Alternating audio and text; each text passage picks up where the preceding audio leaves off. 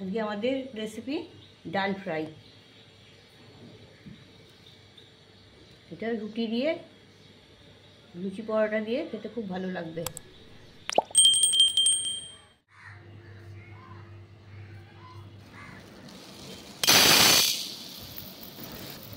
ডাল ফ্রাই করার জন্য এখানে 200 গ্রাম মুসুর ডাল আছে। এটাকে ভালো করে জলে আমি ধুয়ে নিয়েছি।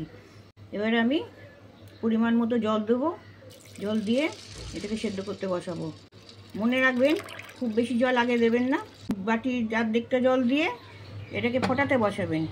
বসিয়ে প্রথমে হাই ফ্লেমে জলটা ফুটিয়ে নিয়ে তারপরে ফ্লেমটা একদম লো করে দেবেন।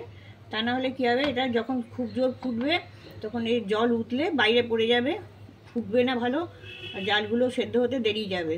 কিন্তু লো ফ্লেমে দিলে ডালটা খুব তাড়াতাড়ি সিদ্ধ হয়ে যাবে, ভালোভাবে সিদ্ধ হবে, আর এটা উতলে পড়বে না।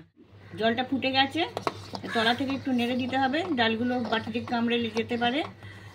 তলা থেকে নেড়ে দিয়ে এই দেখুন ফুলে উঠছে তো, কিন্তু এটা এবার ফ্লেমটা লো করে দিলাম।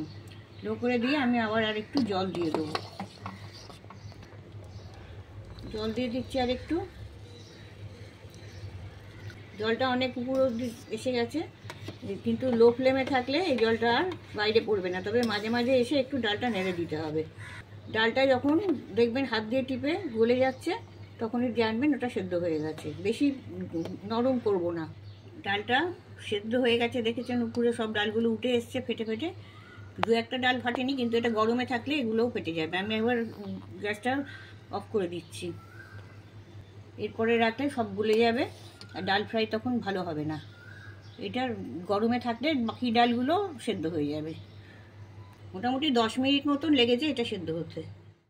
ডালটা সেদ্ধ হয়ে গেছে। এবার ফ্রাইটা করার জন্যে ওখানে কড়া বসিয়ে 4 টেবিল চামচ সাদা তেল দিয়ে দিচ্ছি। তেলে 1 চা চামচ গোটা মেথি ফোড়ন দিচ্ছি। পেঁয়াজটা দিয়ে দিচ্ছি। পেঁয়াজটা স্বচ্ছ হয়ে গেছে। এবার আমি 2টো লঙ্কা কুচি এখানে দিয়ে দিচ্ছি। তার সাথে 1 চা চামচ আদা কুচি, 1 চা চামচ রসুন কুচি দিয়ে দিচ্ছি। এগুলো একটু ভেজে নেব। কোনো ভাজাটাই খুব লাল করে ভাজা হবে না, সাদার উপরই থাকবে। এটা ফ্রাই হয়ে এসছে।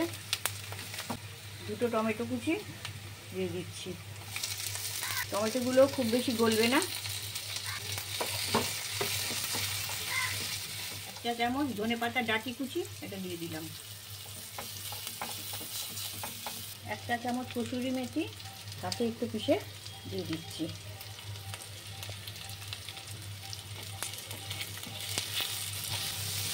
এগুলো একটু হালকা করে ভেজে নেবো, খুব বেশি লাল করবো না।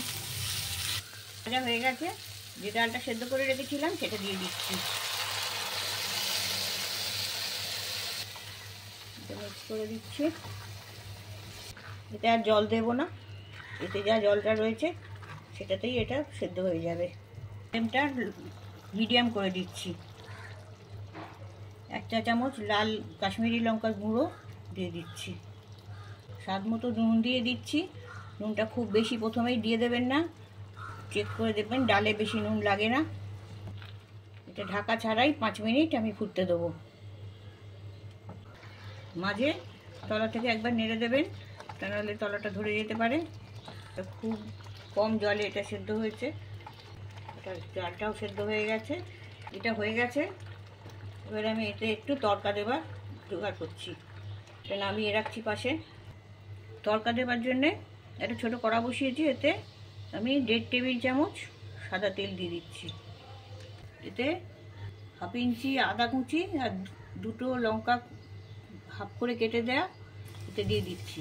তার সাথে 2টো রসুনের কোয়া কুচি করা দিচ্ছি। আর 1 চা চামচ কসুরি মেথি দিচ্ছি। আর হাফ চা চামচ কাশ্মীরি লঙ্কার গুঁড়ো দিচ্ছি। এটা একটু ভেজে নিচ্ছি।